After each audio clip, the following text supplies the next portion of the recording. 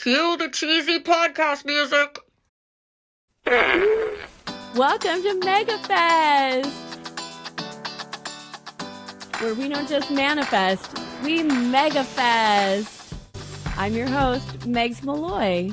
I'm creating a community of silly and soulful working moms who are mostly happy, but know they're capable of more.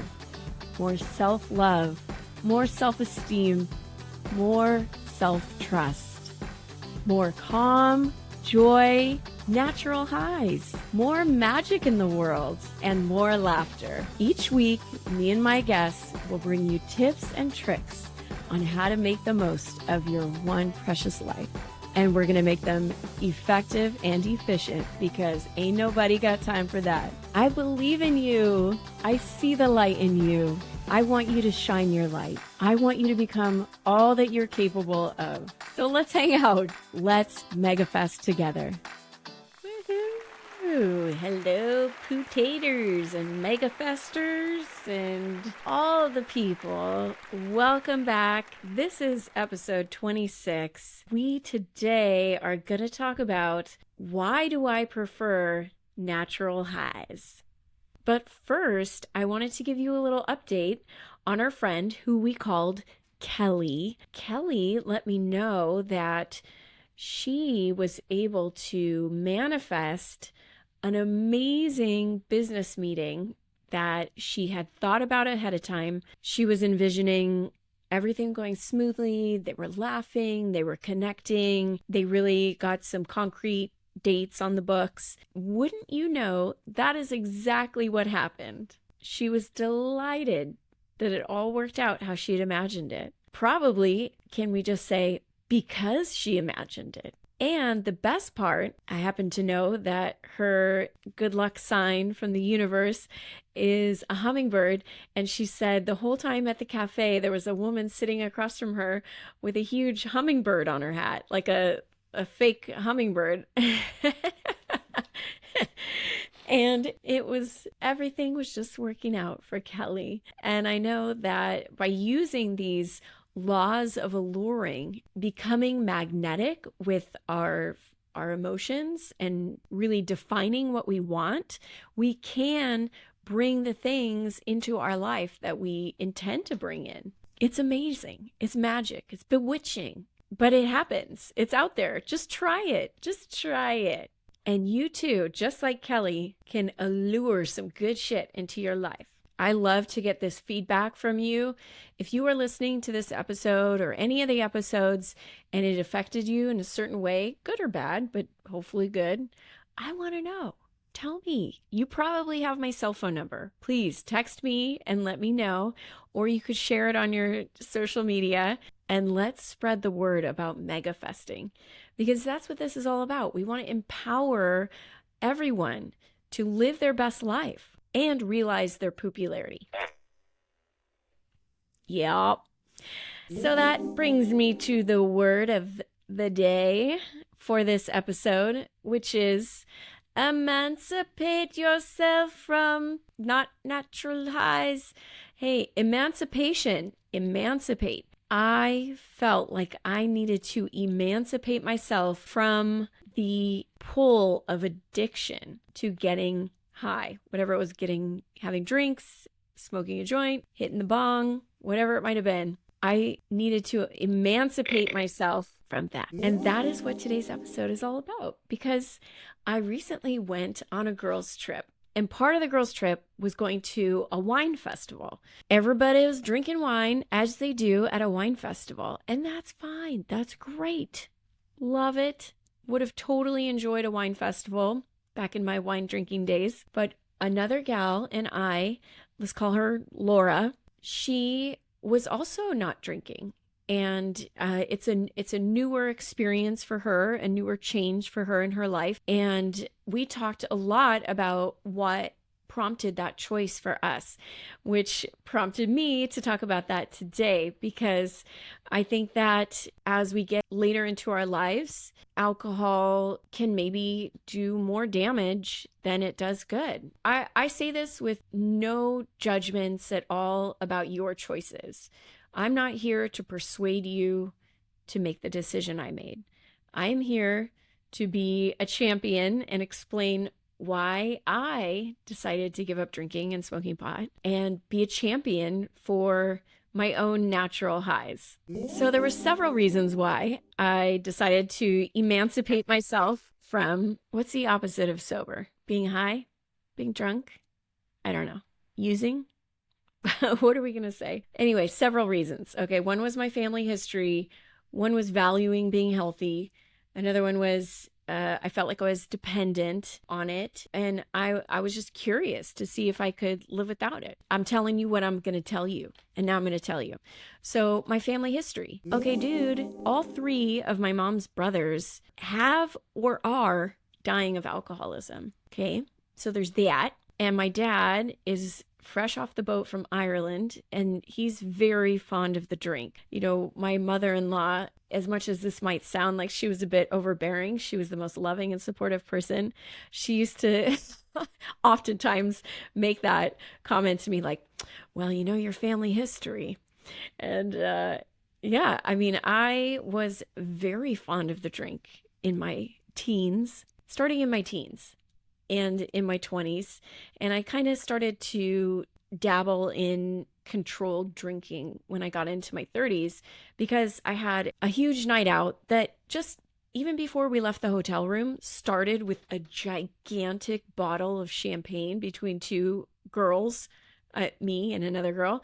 And then there was shots and there was all kinds of things. There may not have been dinner. I don't remember. But there was a lot of bad decisions made and there was a lot of hurt feelings. And that really ruined one of the best friendships I had ever had in my life and alienated my favorite person on this entire earth to date. Yeah, so I felt like alcohol was not something that I wanted to play around with very much, you know, but I wasn't ready to give it up. In my 30s, I started with not taking shots. And then I started with, okay, well, I don't know, wine doesn't make me feel that good anymore. So I just focused on beer. And even beer, I would really only have like maybe 2 at the most. But I loved me some beer. So then it came to, well, what are my values? And one of my values is living a healthy life. Whatever that means, there's lots of interpretations for that. For me, when I was 25, it meant that I quit smoking. And I had already smoked for 10 years by the time I was 25. So I quit smoking when I was 25 and I was always working out and I just wanted to have a healthy mind and a healthy body. And I started to realize that, you know, maybe hangovers aren't part of a healthy body for me. That was just me. And also, you know, we know that alcohol is not good for our bodies. It's like, you know, poison for our organs. As much as it can be very fun in the moment, it really causes a lot of inflammation, you know, and stress. And that just didn't seem like it lined up with that valuing to be healthy. Okay, then there was the point in my life where I realized, okay, maybe I'm not so much into alcohol. I really like pot. That's my jam. It just so happens that like I married into a family that totally normalizes smoking pot around the table. And I loved that because drinking wasn't really my thing. And so, you know, we would just pass the joint around and it was great old time. We'd have so much fun laughing and making inappropriate jokes. And then it started to become a habit and I would smoke pot every Friday afternoon after work. And then I would go pick up my daughter and then I'd go visit my grandmother with her. I started to feel like, do I need this to have fun? Am I going to feel agitated if I don't have this? And I did not like that feeling at all. Feeling agitated without it and feeling like I needed it to have fun, that was an indicator to me that I was probably addicted and I needed to find a better way. Like, I just didn't like that feeling. And I also used to drive around all stoned and be like, see schizophrenic people on the sidewalk and I'd be like, what's the difference between me and them? I don't know if that was paranoia or if it was a coping mechanism, but it definitely hit me in my core where I would get that feeling and be like, if I keep going down this path, what's the difference between me and that person? You know, people used to tell me, oh, you're not like that. You hold down a job, you're good. Like, you still brush your teeth. I'm like, yeah, but it feels like a slippery slope. So it just wasn't as fun to be high when you're craving to be high all the time and you can't have fun without it. And finally, I just started to get curious. Like, could I even live without this? Could I do it? And what would that look like? Would I still say stupid shit if I was sober? That was another curiosity. Because when you're high or drunk, you inevitably say something that you're going to regret, right? You get loose and you're just like, "Bleh, let me just say this. It's funny." It's like, no, Megan, that wasn't funny. Or, sometimes you just have that guilt or that shame that accompanies a hangover. Oh man, just not worth it anymore. So how did I do it, right? Like, cold turkey, completely changing a habit like that is so hard. For me, it was totally gradual. There was about a decade where I was kind of ramping up or ramping down, whatever, which way you look at it. But I was in the process of emancipation.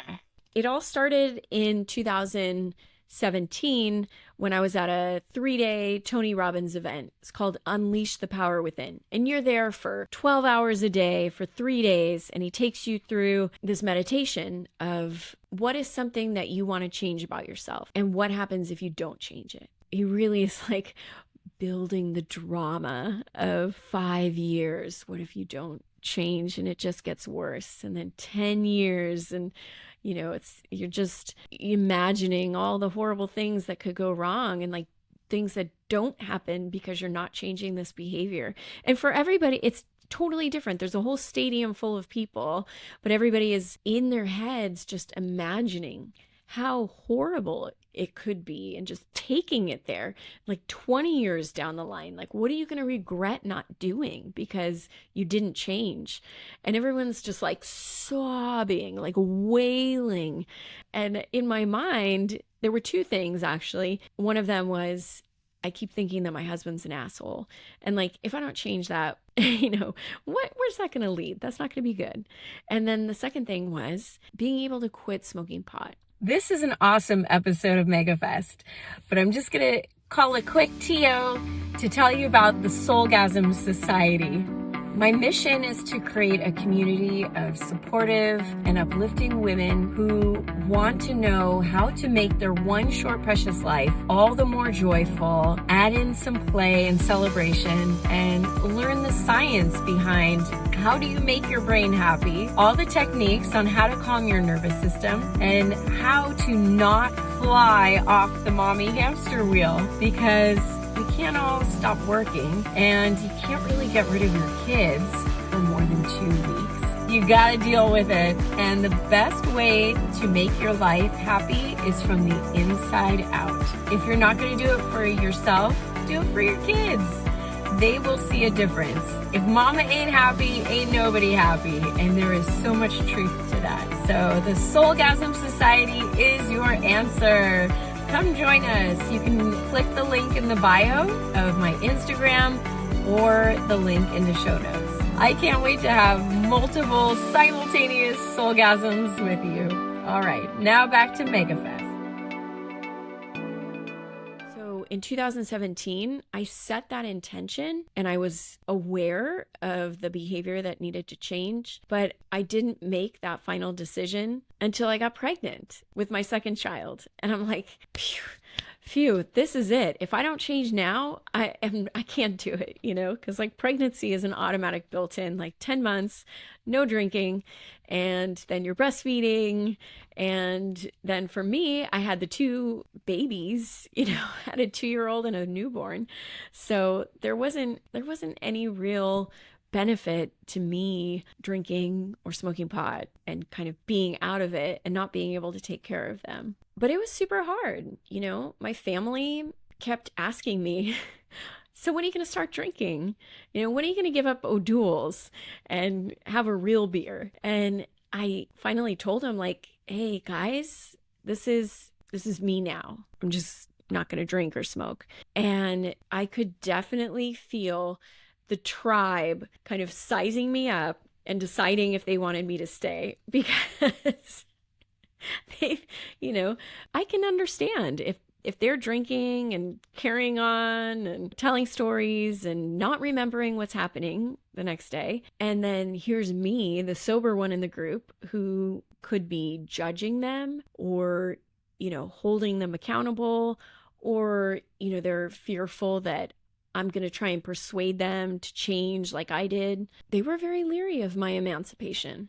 But once they realized that I was still okay to hang out with, I wasn't going to be an evangelist for sober living, they realized they could trust me and not to judge them. Because I totally was like, hey, dude, you be you. Like, I've seen what happens when you try and do an intervention with somebody who is fond of the drink, and it does not go well. That's my experience. Maybe not yours, but definitely we've done a lot of interventions with my dad, and every single time he flies off the handle and gets irate and defensive, and it's never worked. So I'm not trying to, sway you in either direction. Go ahead, have your bourbon, have your Budweiser, if that's working for you. It's important to, reevaluate these habits that we have, because drinking, glass of wine with dinner or after work, it's definitely a socially acceptable coping mechanism. And turns out there are other ways to switch your energy, to relax. There are other ways. And maybe I'll do a whole episode on what are those ways, because really that's what you're saying right now. Oh yeah, Megan, you don't drink wine? Well, how do you relax? Well, I'll do a whole nother episode on it, because they do exist. But this coping mechanism is just something that we've seen our parents do, we see our friends do. It's everybody's doing it. There are other ways. And let me tell you, there are times when I'm like, oh man, if only I could just smoke a joint right now and just switch off, get in that higher state and just be carefree. I remind myself, I have redefined my identity, and I am a person who prefers natural highs. And there's always a natural high available to us. So when I do crave that release, I have methods, tools lined up already that I know I can go to. And also, I'm just stubborn. I don't want to break my streak, It's been 5.5 years now. So I'm like, oh man, this is my decade to just have natural highs. I had 2 decades. I had 1 decade of being wild and crazy and gobbling up everything. And then 1 decade of like slowing down. And then this is my decade to just try to live without it. And who knows what'll happen in the future. But for now, I'm a big proponent of natural highs. And it goes back to something that Leah Morris said in episode 25 about who is the person you want to be. I set my sights on this is the kind of person I want to be. And I've made that promise to myself. And the more I do it, the easier it is to be that person. And that's what megafesting is all about. Being the person you want to be, being intentional about it, leaving all the bullshit you've learned in your life about what you do and redefining it for what works for you. So you can have your own emancipation, whether it's emancipation from emotional eating, from an abusive relationship, from any other form of self-sabotaging behavior. You be the shero. You can build your self-trust muscle and make that change for yourself. I know you can. Thank you so much for listening to me yammer on about natural highs. Yada, yada, yada, your natural highs. But I tell you, you know what? You might try it. You might like it. You might. So try it. You might like it. And thank you for listening. You have so much going on. And I am really just honored to be here with you in your ear, talking about how do we make our lives the best that it can be. And that's what it's all about. Don't just manifest, megafest.